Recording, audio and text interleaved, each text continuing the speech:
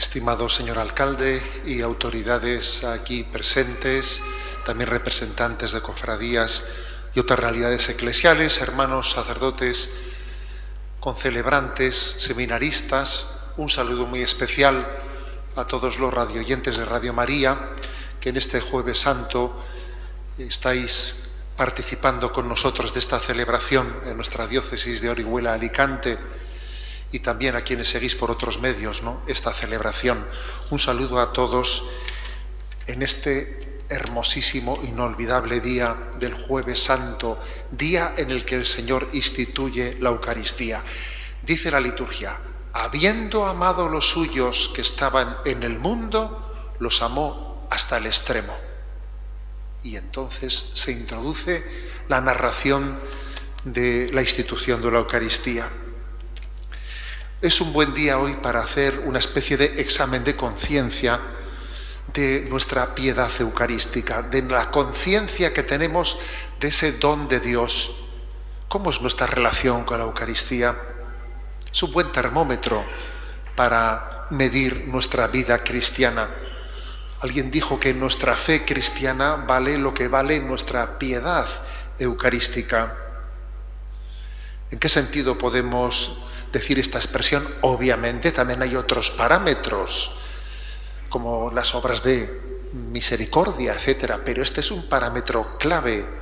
El Concilio Vaticano II afirmó que la Eucaristía no es un elemento más, es la raíz, el centro y el culmen de la vida cristiana. Fijaros qué tres expresiones: raíz, centro y culmen de la vida cristiana. Entonces la pregunta es la siguiente: ¿qué lugar ocupa en mi vida la Eucaristía?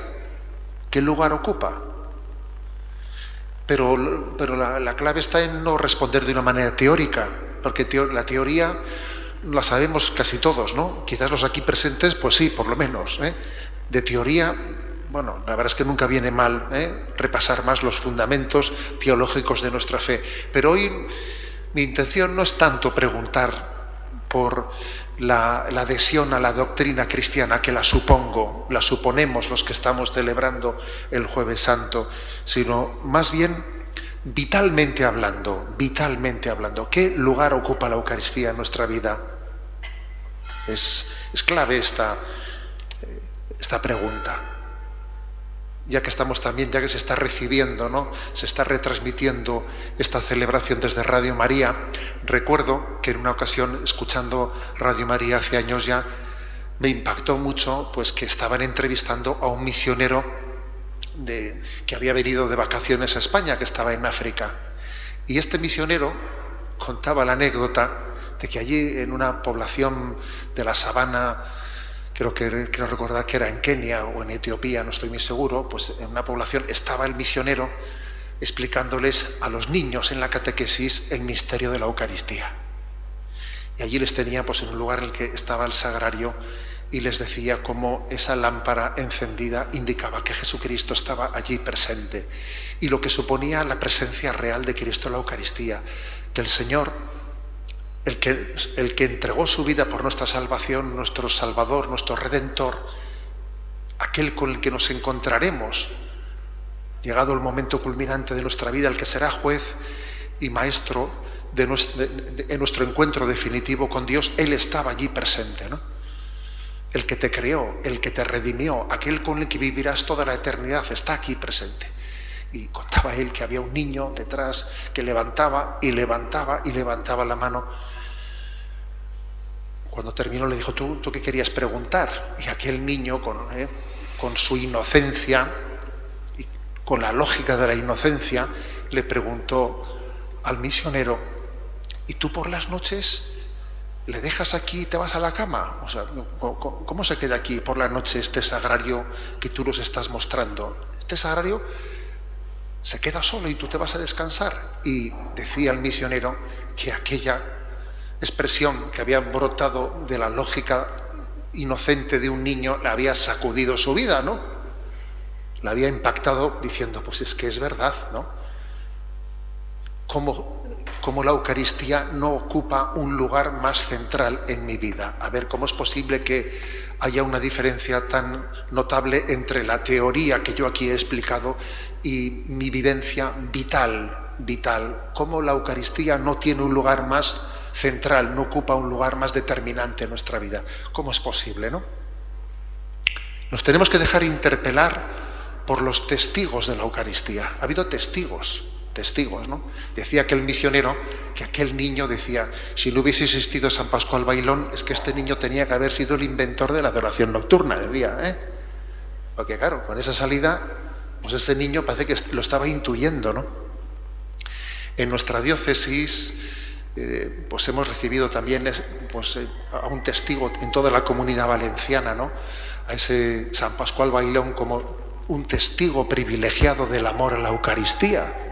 Es importante que haya testigos que nos enseñen a poner nuestros ojos en Jesús, testigos de la Eucaristía. Me quiero referir a uno especialmente, que es el cardenal Bantuan. Cardenal Bantuan, vietnamita, que fue nombrado arzobispo de Saigón por el Papa Pablo VI, por San Pablo VI, en el año 1975, cuando terminaba la guerra del Vietnam, y entonces, según fue nombrado, fue inmediatamente hecho preso y fue encarcelado en una de las condiciones más duras y más vejatorias, ¿no? Allí comenzó 13 años de prisión, 13 años de prisión. Bantuan, encarcelado, apresado, escribe, según llega, en su máxima preocupación era: ¿podré celebrar aquí la Eucaristía? Cuando se les privaba de cualquier tipo, ¿no?, de ayuda externa. Entonces él escribe una carta a su parroquia. Las cartas había que entregarlas abiertas y obviamente eran leídas, ¿no?, por los carceleros, y en la carta, además de pedir algo de ropa, etcétera, dice: mandadme por favor una botella con la medicina para el estómago. Ellos intuyeron qué quiere decir esto, intuyeron que estaba pidiendo vino para poder celebrar la Eucaristía, y allí le mandaron una botellita junto con otros enseres a nombre de este preso, medicina para el estómago. Él celebró la Eucaristía durante muchos años, derramando en la palma de su mano 3 gotas de vino y 1 gota de sangre. Y él, cuando después llegó un día en que él predicó los ejercicios espirituales ante San Juan Pablo II, se expresó de la siguiente manera: no podré expresar nunca mi alegría. Celebré cada día la misa con 3 gotas de vino y 1 gota de agua en la palma de mi mano. Cada día pude arrodillarme ante la cruz con Jesús, beber con él su cáliz más amargo. Cada día, al recitar la consagración, confirmé con todo mi corazón y con toda mi alma un nuevo pacto, un pacto eterno entre Jesús y yo, a través de su sangre mezclada con la mía. Fueron las misas más bellas de mi vida. Pues sí, necesitamos testigos de la fe y el amor a la Eucaristía, testigos, porque quizás, ¿no?, entre nosotros se produce esta gran paradoja, la gran paradoja de tenerle a Jesucristo tan cerca de nosotros y no disfrutar de su presencia, ser indiferentes ante esa presencia, que ella no sea la raíz, el centro y el culmen de nuestra vida. ¿Es la Eucaristía la raíz, el centro y el culmen, o es un capitulito aparte al que dedico un tiempo que más o menos me sobra de mi horario semanal? ¿O es la raíz, el centro y el culmen? ¿Qué lugar ocupa la Eucaristía en nuestra vida? Fijaros, os leo también estas reflexiones también incluidas de los ejercicios espirituales de Bantuan, cuando se dirige al Papa Juan Pablo II y está recordando lo acontecido en aquella prisión durante 13 años. Se refiere él a cómo el resto de los presos fueron sabiendo que Jesús estaba allí presente en la Eucaristía, escondido en un rinconcito, un trozo de pan en el que estaba Jesús presente. Dice, todos sabían que Jesús estaba entre ellos y todos sabían que Jesús cura los sufrimientos físicos y mentales. De noche los prisioneros se turnaban en momentos de adoración. Los presos se turnaban haciendo adoración porque sabían que en esa celda estaba Jesús. Jesús Eucaristía les ayudaba de manera inimaginable con su presencia silenciosa. Muchos cristianos volvieron a creer con entusiasmo. Su testimonio de servicio y de amor tuvo un gran impacto, cada vez mayor, entre los prisioneros. Incluso algunos budistas y no cristianos abrazaron la fe. La fuerza de Jesús es irresistible. La oscuridad de la cárcel se convirtió en luz pascual, porque Jesús estaba allí presente. Queridos hermanos, ¿no? En nuestra diócesis también se ha descubierto en los últimos años la importancia de las capillas de la adoración perpetua. Creo que la capilla de la adoración perpetua es una consecuencia lógica de haber descubierto que la Eucaristía es raíz, es centro y es culmen de nuestra vida. ¿Cómo no tener una adoración perpetua? ¿Cómo no tener un lugar en el que visualicemos, ¿no?, esa necesidad interior de adorar a Jesucristo? Un lugar en el que podamos decir, qué bien se está aquí, estoy con Jesús. Esta cárcel se irradia luz porque en ella está Jesús. Además, sin duda, y por eso también el mismo día de la institución de la Eucaristía es el día del amor fraterno, el día en el que Jesús nos dio el mandamiento de amarnos unos a los otros como Él nos ha amado.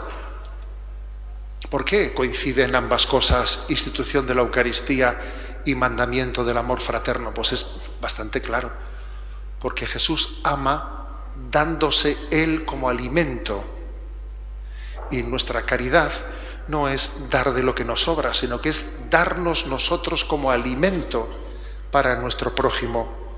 Jesús se despoja de su manto y comienza el lavatorio de los pies. También nosotros en nuestro acto de caridad nos despojamos de nuestra comodidad, nos despojamos de nuestros planes, de nuestros horarios, y entonces prima el amor al prójimo, y en ese despojamiento nos damos como alimento, ¿no?, dar nuestro tiempo, nuestros talentos, nuestro dinero, nuestros recursos, darlos al prójimo, darnos en alimento.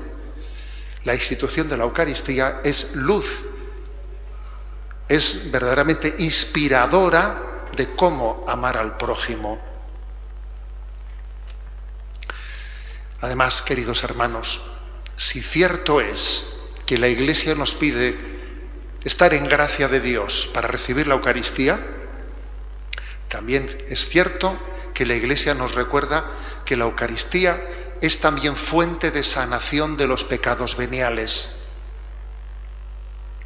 También nuestros pecados veniales terminan por ser purificados, terminamos por ser sanados por Jesucristo en la Eucaristía.